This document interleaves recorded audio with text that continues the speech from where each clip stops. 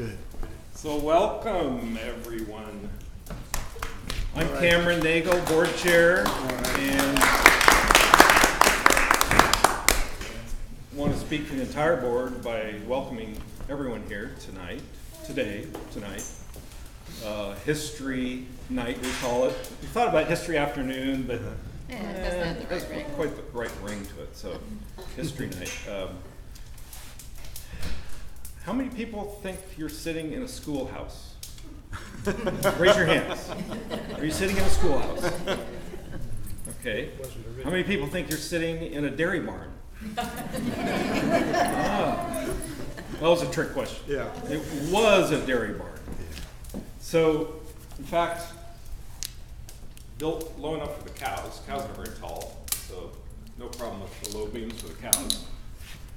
So, we're really fortunate today, to have the people who converted that old dairy barn into this schoolhouse, and that's George and Margot Thompson. And the fact that they're here and available in the community, and we thought, what a perfect way to start off a history night series. We hope it will become a series. We're already talking about having another event in Portland. And so what we decided was to set a date and see who would come. We were hoping that, of course, board members and staff, and we have good representation there, and even former board members, former staff are here, and friends of the school, so it's great to have you all here. And then we also decided, let's have a little more formal setup on the storytelling, so we thought we'd ask Nina Baker to moderate. And Nina is a neighbor here in Nesquin, but she lives and works in Portland. Formerly an Oregonian journalist and currently a private investigator and author.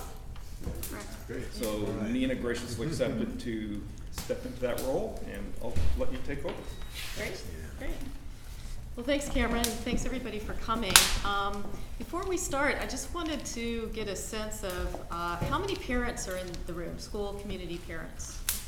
Okay, George, it looks like there's about 8, 9 or so parents. Are these current parents or all parents of any time? Mostly current. Mostly current. Yeah. Okay. Yeah. So let's go back to 1971, 72. Okay. There's a lot going on in the country. You guys are in your early 20s. There's a lot going on in this community, in this area. It's changing. The industries that were supporting families are kind of going away. So why did you decide that you were going to build and open a school here in Nesquin Valley? It was an act of lunacy. It was completely without any practical considerations. It was a dream. And I had, ever since having gone to a boarding school, and you would think that a boarding school in New England would not be the model for a place like this, but in fact it was, because I saw some of the best teaching I'd ever encountered. And I also saw people who were totally dedicated to the whole idea of learning. And I also was going to school in a beautiful place. Margot's and my first job, and Margot was good enough to take it on with me, was as an assistant housemaster in a school outside Concord, Massachusetts called Middlesex, where I had gone. And it was my first job. And first of all, Margot and I made the decision after the first year, which was very successful, a very happy year, but we wanted very badly to go back to Oregon. And we had fallen in love with Nesquin, and we had a little place here up on the hill. The house is still there. And we wanted to come home. I had a master's degree to finish in history, but that was just an excuse. We wanted to come home, and I wanted to found a school. Look at my experience, the vast experience. I mean, I had 1 year of teaching high school. That was the sum total of my experience. And I loved kids. I'd done a lot of work with kids as a volunteer when I was in college and even when I was in boarding school. I work with younger kids. But it was, as I say, it was a dream. It was an act of lunacy. It was an act of faith. And a lot went into that. You know how they refer to serendipity as being a situation where events, circumstances, and something else come together in just the right way at just the right time. We joined the Grange. Our friends, Catherine Goody Harding, who are also involved in the founding of this school. We became part of the community. We got to know people here, and we really began to believe that we could do this. This goofiness that only people in their 20s would even attempt to do, that we could start a school. So George, what was the first step? The first step was looking for a place to begin it. We thought about going over to Cascade Head because some very dear friends of ours had already founded an institution over there, the Sitka Center for Art and Ecology, founded by Frank and Jane Boyden. And there was a beautiful place there, Crowley Creek. Some of you guys may know where that is. It's right near Grass Mountain. And we were looking at that. We were looking at some other places up near Cloverdale. We looked at some land out by Woods. And then we found this place. And, you know, it's a lot far closer to where we were living at the time. And it was this beautiful valley. And I had it in my mind's eye. I named the place Nesquin Valley School, and I thought, here we are. We're in the Nesquin Valley. How did you actually find the property? It kind of found us. We were driving out here one day, and we passed a great big billboard. And the billboard said, Nesquin Creek Park trailer sites. You know, and it had a phone number there for Bill Knopf, who was the local realtor at the time. And I remember thinking, that would be an outrage. I can't let that happen. We can't let that happen. You know, this is the site of our school because there is this neat white barn right there by the side of the road. And I got out of the car. I remember we got out of the car, went into the barn, and all the stanchions, you can see them where they were. The stanchions were there, you know, the hayloft, which you can see where those were. And if you look carefully out the south side of the school and the east side of it, you'll see where the hay track was. And it was the perfect place for a school to start, you know. And that kind of happened very quickly. It turned out, again, I talk about serendipity. We talked to the people who owned this land, and they were in the mood for a kind of a distressed sale situation because their dream of starting a trailer park here just wasn't coming together, and they had other problems.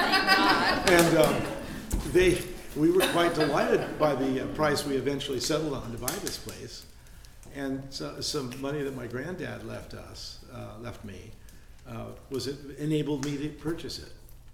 So that's how that happened. And by the way, we got 5 free acres, we found out later when we gave the property to the Board of Trustees to be its own separate piece. It turned out he had missurveyed his own land. Wow. And we got 5 free acres, so it was destined to be, because Nesquin Valley School is 5 acres. And we still have 52 acres that surrounds and protects the area. Which is what we thought we bought in the first place. He was a surveyor too. Sounds like he had some problems. He had serious problems. Yeah. Yeah. So you found the property, Mm-hmm.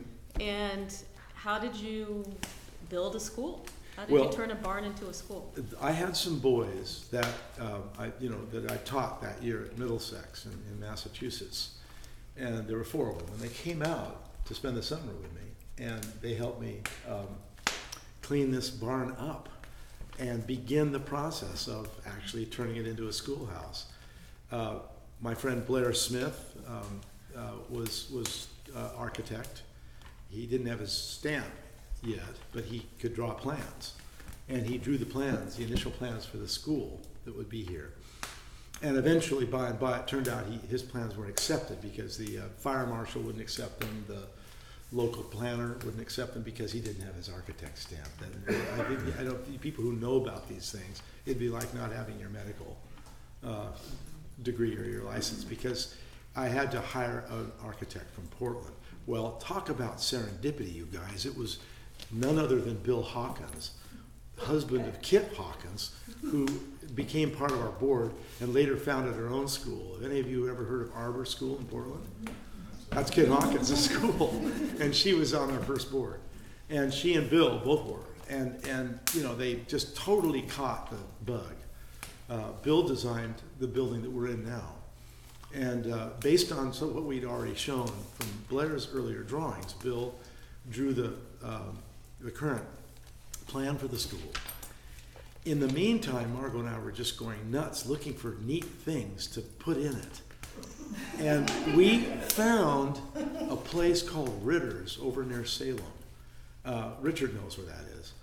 And there was 4 stained glass windows from a church that had been recently raised near Amity. And there they are, 2 of them are up there. And we brought them here and put them under the building. And when we finally got the construction started, we put them up on the west wall. Oh, I just wanted to say, there are quite a few Nesquin people here.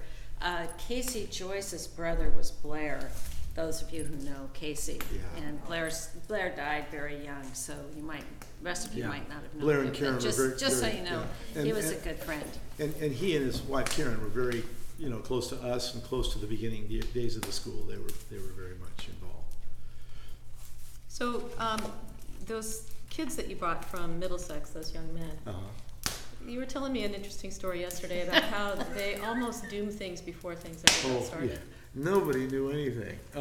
We had, my friend David Berry was presumably in charge of this outfit. And at one point we were pouring concrete.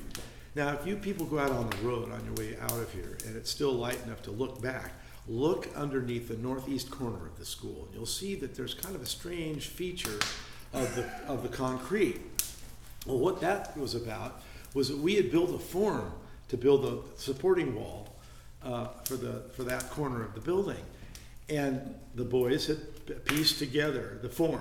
It's called a form, you know, where you're going to pour the concrete in. Well, it was literally tacked together with Scotch tape and baling wire, and that's what it looked like. And you know, just tack, tickety tack like that. And I said, okay, we're ready.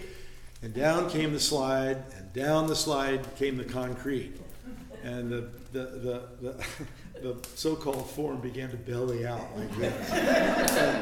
And there was a man, a wonderful old guy, Dave Barry's grandfather, named Mr. Shirley. And he was just right out of Central Casting. He was from Vermont, and he had a Vermont accent. And he said, I say, young man, and as my friend Alvin was going, bam, bam, like trying to scam all these pieces of just stray wood to try to hold this thing up. Young man, have you ever heard of the power of kinetic energy? Alvin looked up and went, what? He said, for God's sakes, give me that hammer. I'll show you how to use it. And he takes it out, he holds it like this, goes, beefy, bam, bam, bam, bam, bam, like that. And if Mr. Shirley hadn't been there, I don't know where that concrete would have gone. So on with the trouble in the meadows. Oh, that story. That was what she wanted to get I'm at. sorry, This you is a guys. good one, though, too. Anyway, there are legion stories about the early days of the construction of this place. Well, that story was about 2 great big wash tubs that had been planted with marijuana plants. And they were out there by the garden. We had a garden. Margaret and I built this garden. And the garden was burgeoning, and it was really nice. And there was a lot of tall grass in the meadows because we hadn't gotten around to cutting it down. We were too busy in here. And we didn't know that my friend Bassett, who Mr. Riley knows, Bassett decided he'd grow a little pot. Because the boys that we had brought out here were staying in the teepees, and they figured, well, why not? And, you know, Oregon's a nice place to grow pot. So they had these 2 big tubs right out there, just on the other side of that garden, but you couldn't see them because they were in tall grass. But somebody saw them. Some guy who was working for Ocean Lake Sand and Gravel came out here to put some stuff in the ground for a drain field, and he saw those big tubs, and he reported it to the police. You know, Nesquin Valley School could have come to a very premature end. And what happened was the cops came out here, and it so happened that Margot had planted some pepper plants out in the garden. And pepper plants apparently resemble marijuana plants. Or close enough. Close enough. And the cop looked at them, looked at the garden, didn't look much further, thank heavens, and, you know, thanks to the future. He looked at that pepper plants and said, "Oh, that idiot." And he got back in his car and drove.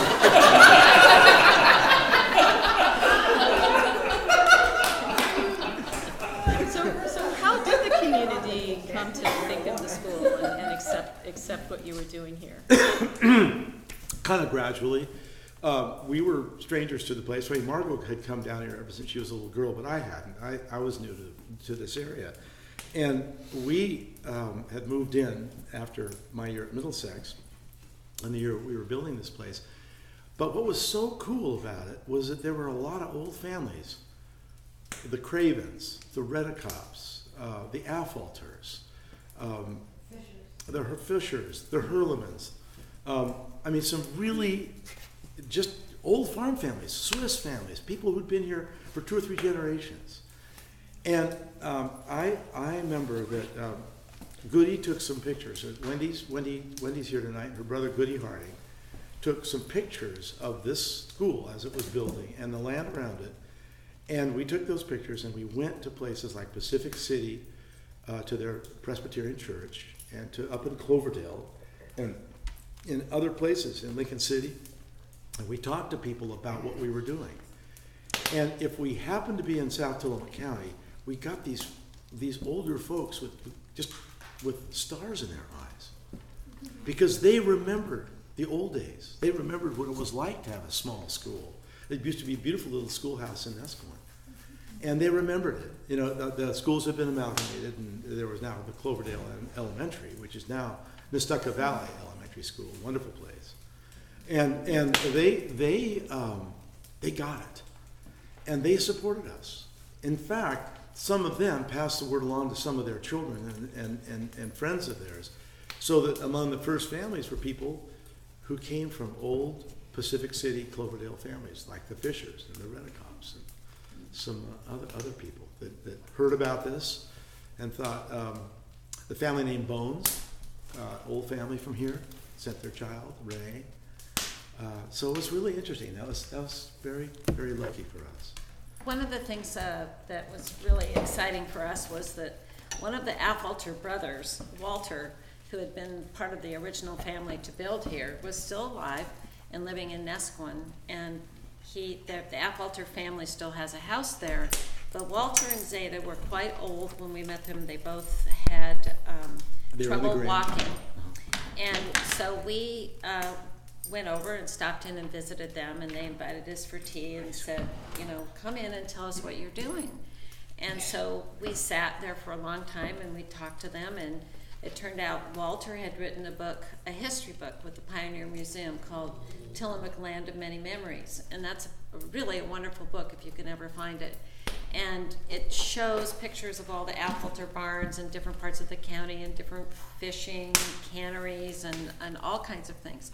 Well, he said, well, how would you like to go for a ride with us? And we'll drive you in our car, and we'll go down the valley, Slab Creek. They didn't refer to it as Nesquin Valley, they referred to it as Slab Creek. So we got in the car, and our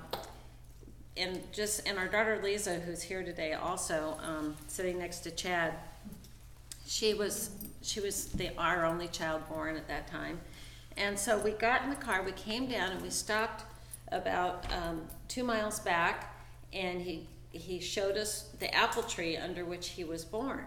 And now there's a giant laurel shrub that has completely blocked the view of the properties, and that wasn't there when we were there. And then all along the way, as we came along, were masses of daffodils. And Zeta Affolter had been very active in the Nesco Club. And the Nesco Club, when I was a little girl, their goal was to beautify this entire 101. So this was the real highway. And there was no over the top until the late 50s. So she showed us the places where she planted daffodils, she and her girlfriends and her relatives, and they had such a good time doing it. So All of you are probably familiar with that. In the spring, that's a legacy of these old families that lived here.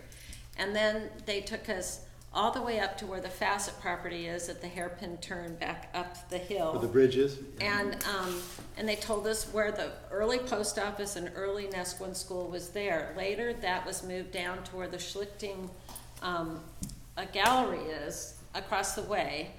And the original carousel that is here had been at that school, then at the Schlichting School, and the Schlichtings gave it to Nesquin Valley School. So there's always been this wonderful connection to the old families of the area, which is really cool. And they were very welcoming to us. In fact, one of the funny things I remember, Sandy Green, who's also here today, and father of the first child to ever be enrolled in Nesquin Valley School, he took George into Lincoln City to visit and stop in at all the various clubs, the Moose, the Lions, the Kiwanis, the, I don't know, any place where he could get exposure for Nesquin Valley School. He would take George and they would do a meeting. And when they came back after one of those, Sandy sort of said, well, you better join something pretty soon because you're going to get asked to join all of them. And so, and George wasn't sure how many of those he could handle. So he chose the Kiwanians. Yeah. He added, Margot, that George couldn't see. Right. And he would put his hand out for money with a big grin on his face. I could see. Well, you know, he was very exuberant. I know. Well, Janet Webster, a good friend of ours from Newport, once said, George, it's a lethal combination. You're blind and then you ask for money. I mean, come on. Well, I have to tell you, when I got my first guide dog, which was back in 2005, I asked the guide dogs people, I said, well, so what are we looking at here? How much am I going to have to come up with to be able to afford a guide dog? They said, you don't have to come up with anything. I said, how is that possible? How many guide dogs do you train every year? And they said about 144 every year. How much is the cost to train a guide dog? Well, from puppyhood to the time we turn them over, it's about $50,000, $60,000 per dog. I said, do you get a lot of federal support? I said, not a penny. And then I said, what? What's your secret? They said, well, you have blind people. Then you have little old ladies who love dogs.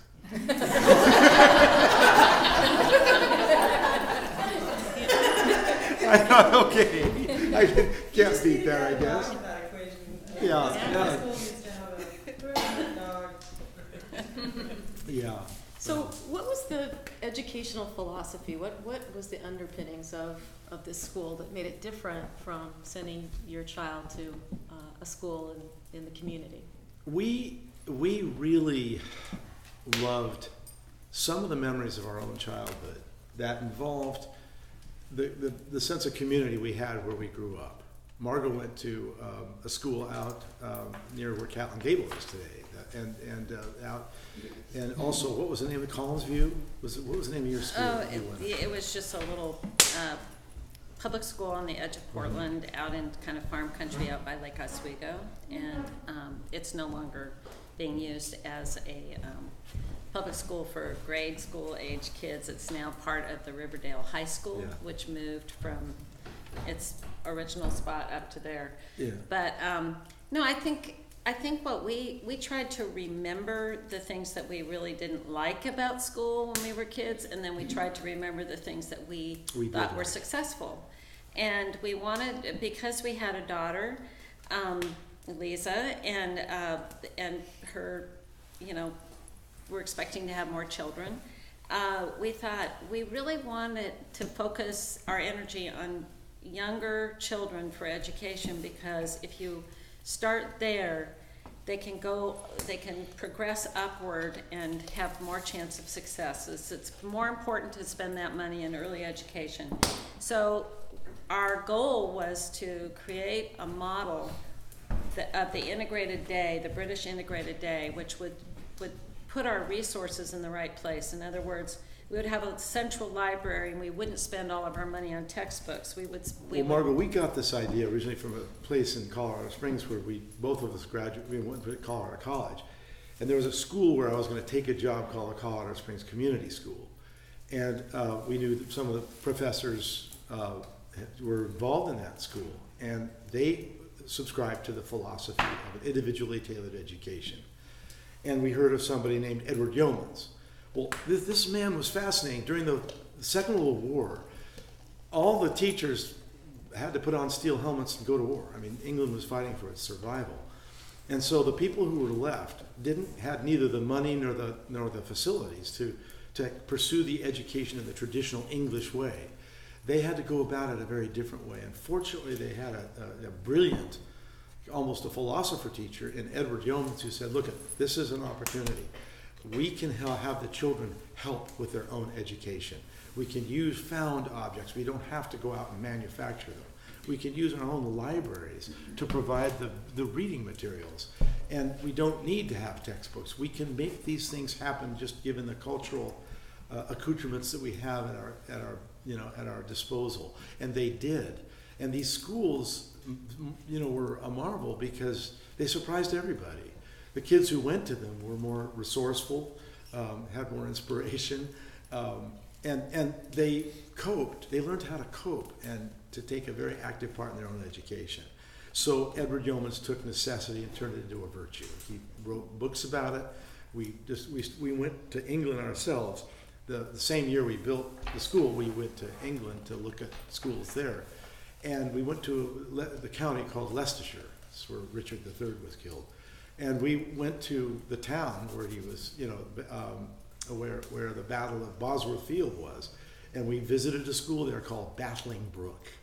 And we went in there, and it just was amazing. It was like everything you ever wanted to see kids being involved with. They sang, they danced, they were in classes where really intelligent things were being talked about.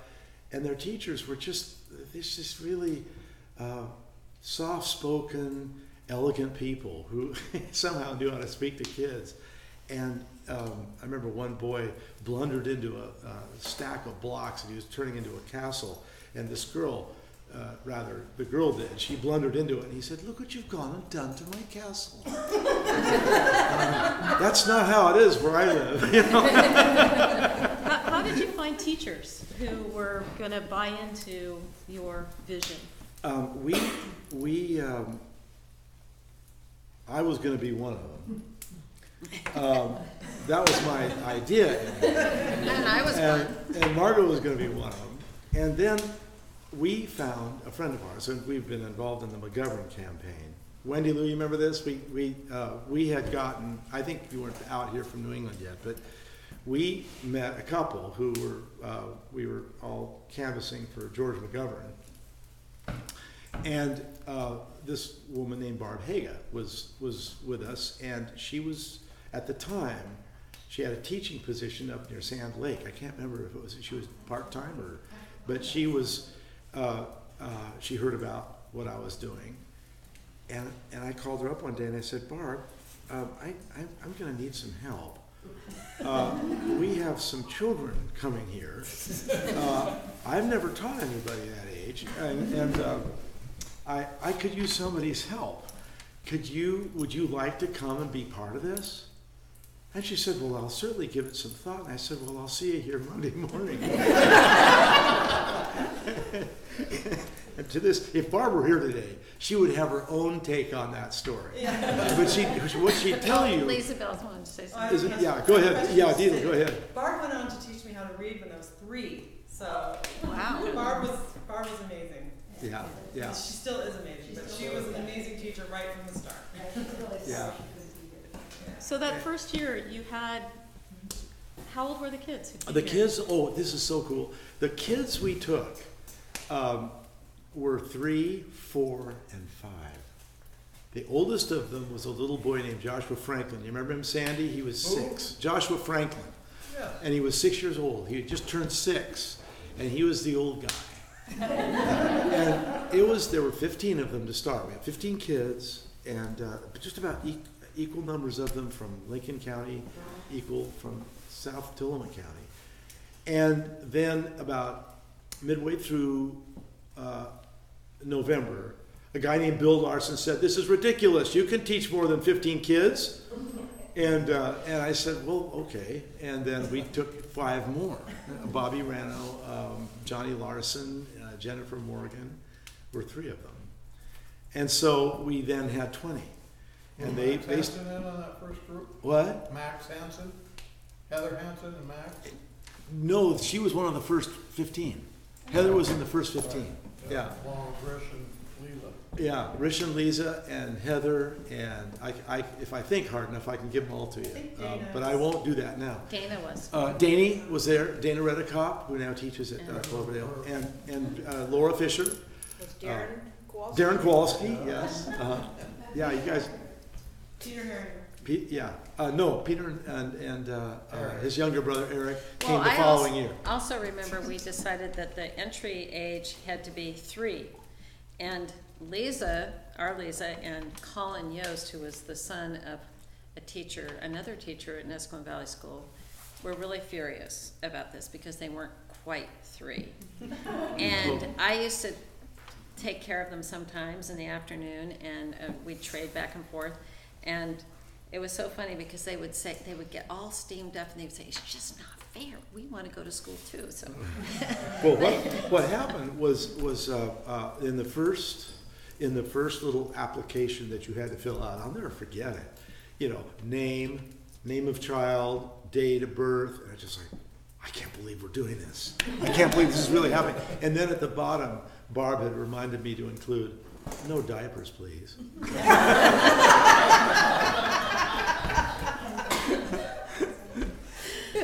Anyway, that was a pretty great year. It was a fascinating year because just things happened. They evolved. Everything was being created. It was like Eden. Everything was being created right then and there.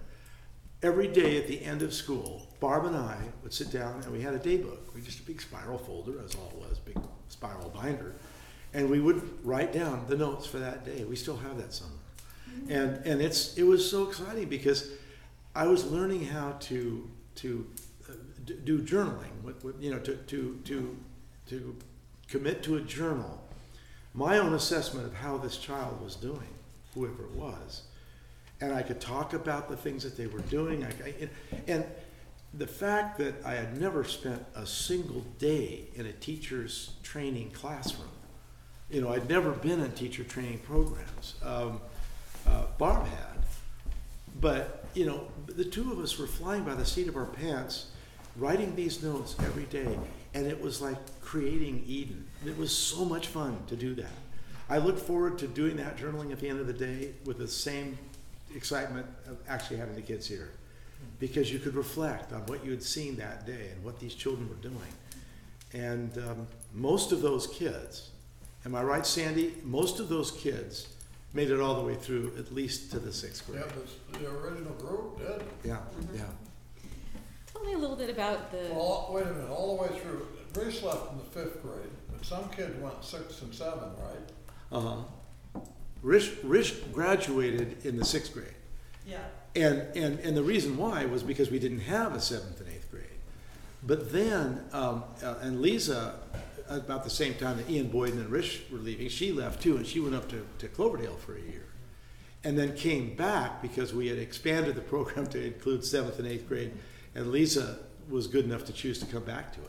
She could have stayed in Cloverdale, but she said, "No, come back. So You're hiring Craig Stewart, I'm coming back." as the kids got older, you added grades. Yes. And you were adding staff, I would imagine. Yes, we did, yeah. By the time the school got to its full size, we had 12 people working here.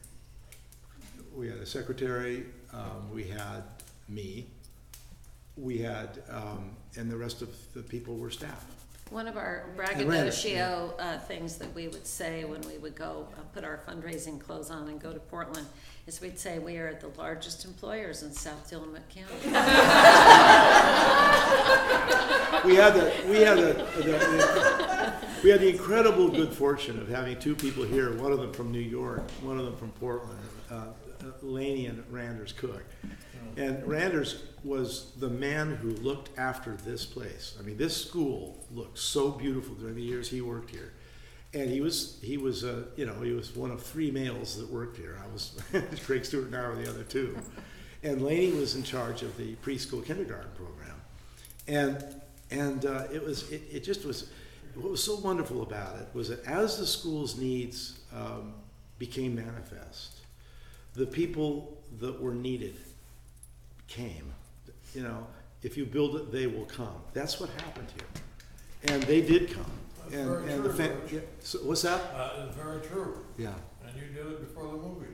Yeah. Yes, but there's a movie Built about, it, we came. It's called Field of Dreams. oh, yeah. If you build it, they will come. Yeah. And it's what happened. The other thing that should be mentioned is every kid I know that started here had a short little adjustment period when they went to public school, and then they excelled all the way through college. Yeah, they do. Well, you were telling me yesterday that a number of the kids went off in all sorts of different directions and disciplines, sciences, arts, a golf pro. Yeah. Can you talk a little bit about some of the alums? Yeah, I can, and it's very exciting.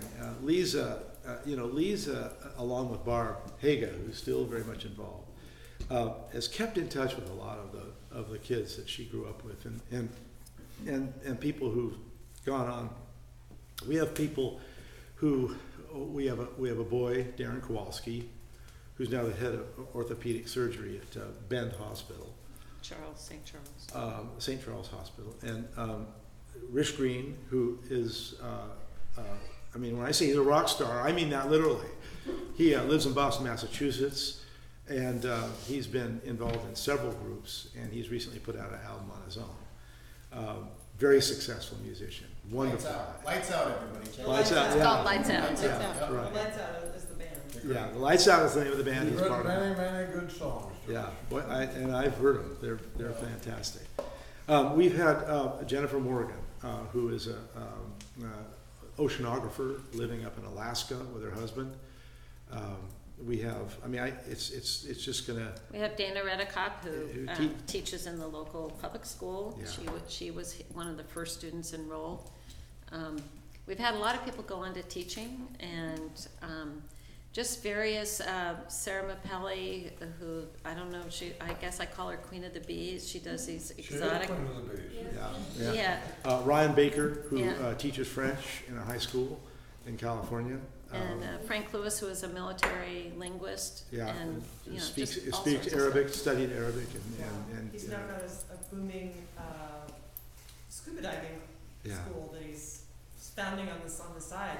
Wow. Frank, it's amazing. Yeah. And then Taylor Smith is a policeman Yeah, in he's a- he was Cottage a- Grove. He was the police chief in Cottage Grove. No, he's now he's probation, parole. Yeah, he corrected me. Yeah. Yeah, Lane he, County. he had been that, but he corrected me. He said I'm now doing parole work. But what a great guy, Well, George Sale played professional basketball in Australia for. You know what? I And should. he's Yeah. teaching high school now.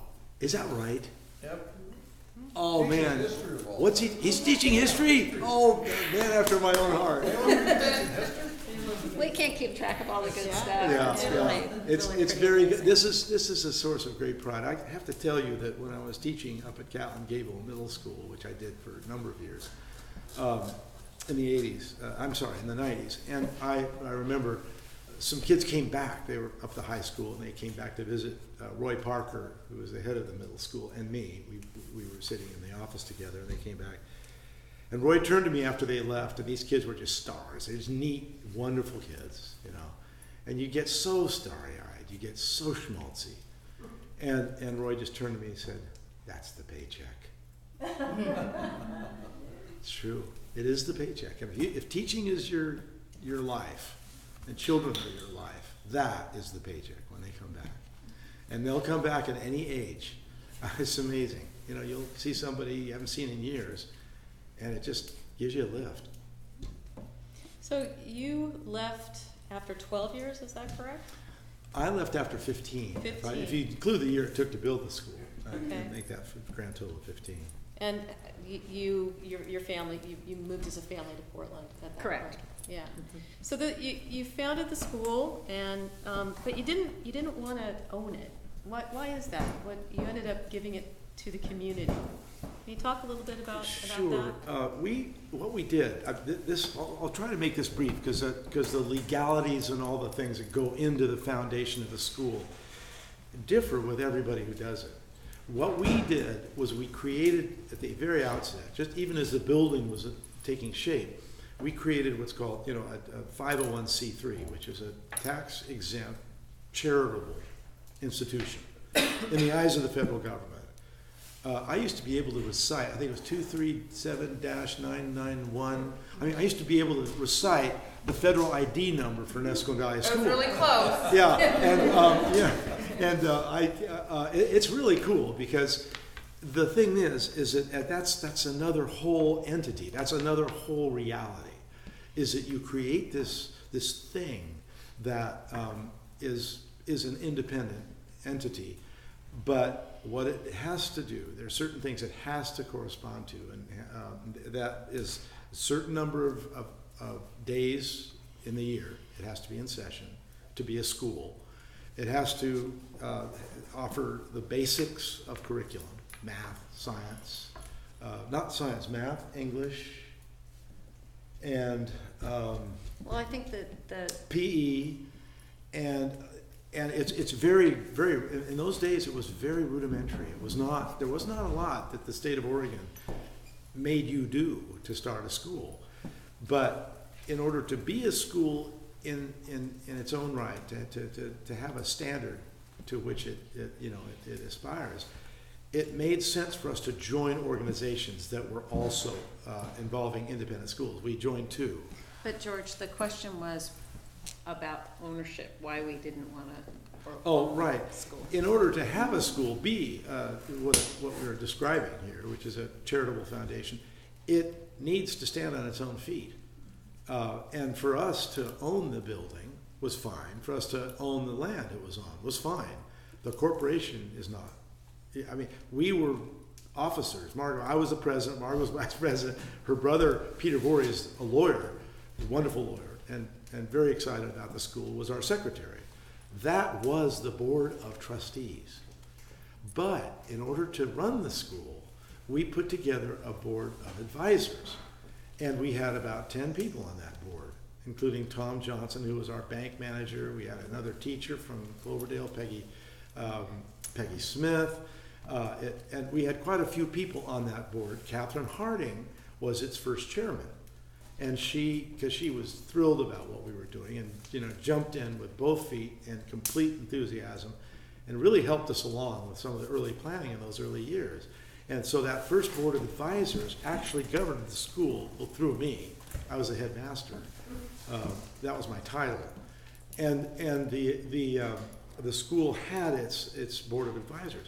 But the board of advisors was separate from the board of trustees, which actually owned the corporation.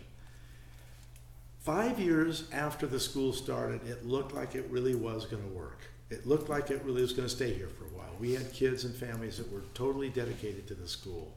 And in that year, we asked all the members of the board of advisors to join the board of directors, and whereupon the school became a charitable institution. In other words, they could have fired me then. They could have said, you're a sucker, get out of here. And they could have done it legally because they became the board of trustees. But the real issue is why we didn't want to actually retain ownership. We only wanted to have an initial phase of ownership to see if we could be successful. If we were successful, then we would feel that it was worth having done, and that everyone who was on the board of trustees would have a greater sense of responsibility if they didn't feel they were under the thumb of some owners, and that they would take the job of trusteeship truly seriously and make good decisions and balanced decisions. And I think that that it's been a very good model, and by that time we had really been successful as far as we could tell. And so we were willing to take that risk and part with all of our assets that we'd put into the building and just move forward. And that was our plan all along, if we were successful. Yeah, it's a model that's worked for the most part. In the last 45 years, you know, the last 40 of those years, the schools belonged to itself. And not all people that we know founded schools have chosen to do that. Kid Hawkins, for example, is still the owner of Arbor School, and it is a fabulous school. I mean, really, if anybody's ever seen it, you know what I'm talking about. It's a magnificent school, and a lot of people just, the line forms to the right for kids in Portland to go there. But the model that we chose, we wanted to be able to remove ourselves as a governing factor. In other words, if I was going to go on running the school, I was going to do it as the school head, not as the owner of the school. As for the actual land, we gave it over a period of 10 years. We gave all the land to the school that it now owns over a period of 10 years. And we did that for tax reasons. But that's kind of the history of, did I answer your question? Yes, you did. Okay. With So- some help from Margot. Yeah. So before we open it up to questions, can you talk a little bit about the quirks of the building? You know, this is an unusual school building. What did you find out about the building when you started to bring kids in here and function as a school? Kelly's going to have to help me with this one because she knows more about the quirks of this That's building the than I do. building. Yeah. But no, the thing is that it's amazing. It's a school and a barn, and what you're all seeing, this fireplace behind us, the balconies upstairs, the quirks of it, you know, they really do lend themselves to the education need. It's good. It was a good question because the nature of the building has a lot to do with the kind of the vibe of the building. And the very first year, we didn't have a gymnasium, and we had a lot of little kids who had a lot of energy. And Sandy and I used to open up all the doors upstairs and just get the kids on their little tricycles, and the tricycles just go. It was like a roller derby. And, oh God, it was fun. And these little teeny kids were just having a ball. You know, they had the complete run of this place. Then, sorry. I just wanted to add in that Blair Smith really understood our vision because we wanted to keep this space pure and open. We didn't want it cluttered with stuff. We just wanted it to be a shell in which all sorts of different activities could take place. And some of you may or may not know that George started something called the Gather Round, which was all the kids coming together to sing in a central location. And I think that's kind of a signature part of an Escalon Valley School education, is having a gathering center that is, it's the light of the building, really. You still have Gather Round, don't you? Yeah. We do. We do Yeah. every Monday morning. Absolutely, absolutely. And George and Margot come very often, which is awesome. One thing that was really fun, because we needed to really think about, I've written an essay I sent to Kelly about the first storm that we had here in November. I mean, a real storm, you know, the rain is just beating against the skylights, and, you know, the place gets really dark and everybody cozies up to the fireplace. Well, one of the things that you have to do with a bunch of little kids, especially if you have a bunch of little boys around, is you gotta, you know, have a little wrestling. We got some mats, and we used to just throw the mats down kind of at our recess time, and I'd get on my hands and knees and pound my fist on the table and say, "It's beat up time." And so people just come streaming out of the room, boys and girls, and they pile on me. I was just like, just this great big pig pile. And you know, all these children around, and then all these little bushes, just like this. And one day, Barbara decided to play a joke. She came up to me, and we had a local principal who had no opinion of this school idea at all. He ran the local school. Marty knows him, knows what I'm talking about. Yeah. And Barb came to me and said, George, and I was right in the middle. I had children. They were pulling my suspenders and going snap. You know, I had jeans on. And were beating me up, and I had my stocking feet. So I was a real model of the head of a school. And just then, Barb said, "George, Ward Melody is here." And all the color left my face. I struggled to my feet, and she was just putting me on. At some point some point it became politically incorrect to say beat up. Yeah. At some point. I So think we it's, shouldn't bring that back. I think it's, yeah. Probably not. It's up to you, Kelly. Beat up time, yeah. Is there anything that we haven't talked about that you really want to share today? Well, one of the things is we really had a powerful belief that the kids would come. And my brother, who was deputized by George's family, or encouraged by George's family to come and give us a talking to about, do we really, really, really want to do this project? And do we really want to spend George's inheritance from his grandfather all in one place? Is that what we really, really wanted to do? And so he took us out to lunch in Portland at a bar called the Veritable Quandary. And we had a nice little lunch, and then out came my brother's pen. And he always had this way of, when he wanted to get down to business, he would get his pen out. And I thought, oh no, here it comes.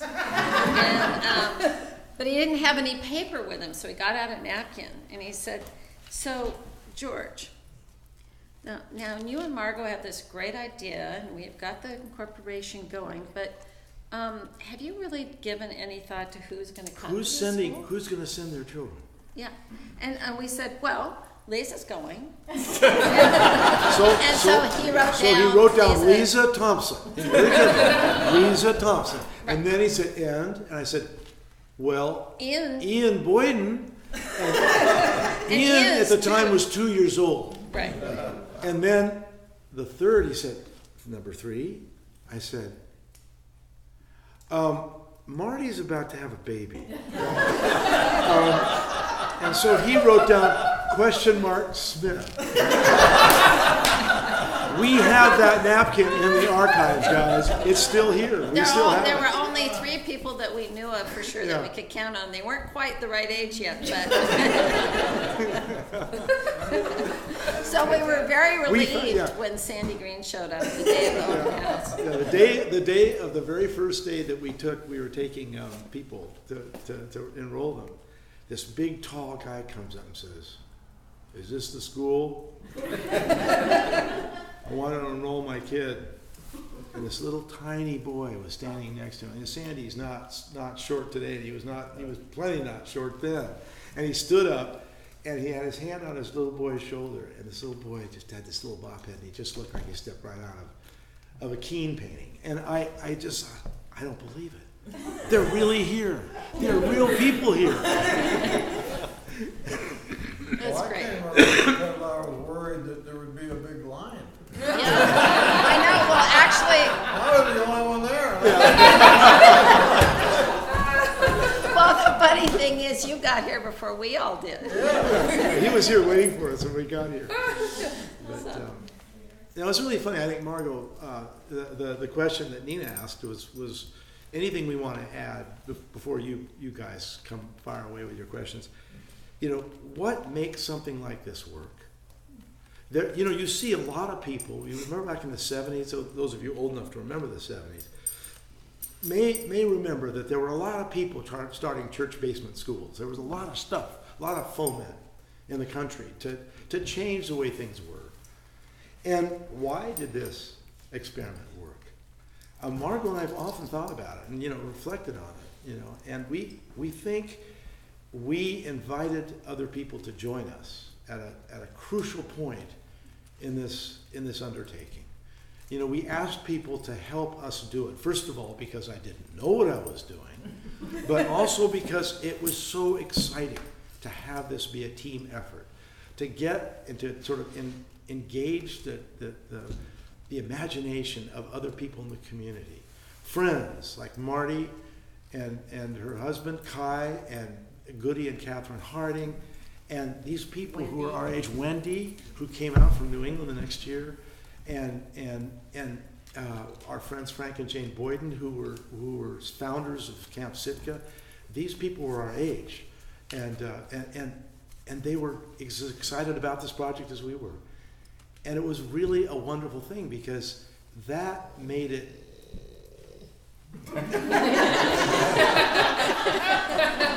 He says, knock, knock.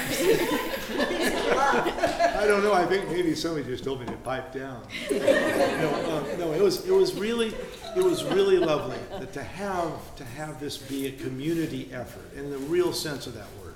Jenny and Pete too. Yeah, Jenny and Pete, sure. They you bet. moved out from Portland to send They their came out girls that very same year, later on that same year, and Yeah. they moved into some property right down the road from us, and they had 3 children. Your son has that property now. Yeah, that's pretty exciting, Charlene. Yeah. How about questions? Anybody? Oh, okay, here we go. I just want to know, how did you hear about NVS, Sandy? I Sorry. heard David Berry, who was a friend, and he was your first contractor. Right, Yes, he And was. This- the concrete. I had just lost my wife, and I was a single parent, and I wanted the best for my kids. And David, this school's the best, and I wanted to make sure that my children were enrolled here. That's why I was waiting for it. Yeah, that's pretty great. And David Berry was, he stepped out when he was in over his head with the carpentry, but that's what was really cool, that he Right. got you guys going. yeah, he Yeah. did, he Oh, was yeah, really. his enthusiasm was We- like You know, mine. and we've Yeah. gone to grade school together. Pardon? David and I had gone to grade school together. Oh, cool. Yeah, Yeah, and Casey Joyce and David Berry and I were all in the same class in 7th and 8th And grade. where was this at? In Portland at Riverside? Hillside. Hillside. Hillside, okay. But David, no, I was glad Sandy mentioned David, because he did help. We for the same reason that Blair couldn't be the architect. David wasn't able to do the full heavy lifting of the contracting in this building. And we got a contractor from Portland who also happened to have a beach house here, a guy named Russ Parlett, absolute character. But he said, "You call this a school? Is it going to be a school? Really? You gonna?" And anyway, he ended up believing in it, and they did a beautiful job. But David, David's 2 boys went here, Sam and Dylan. Didn't Dave put the windows in? Russ did. Okay. But Yeah. David did something very important. He convinced Karen and Joe to move here. And so Karen and Joe came, and then eventually we met, Lainey, we met you up at Spirit Lake. And Lainey taught at Nesquim Valley School for at least 31 years, I believe. She's a veteran. She holds And- the record, guys. This Yeah. is the longest serving teacher in Nesquim Valley School. Yeah. All right.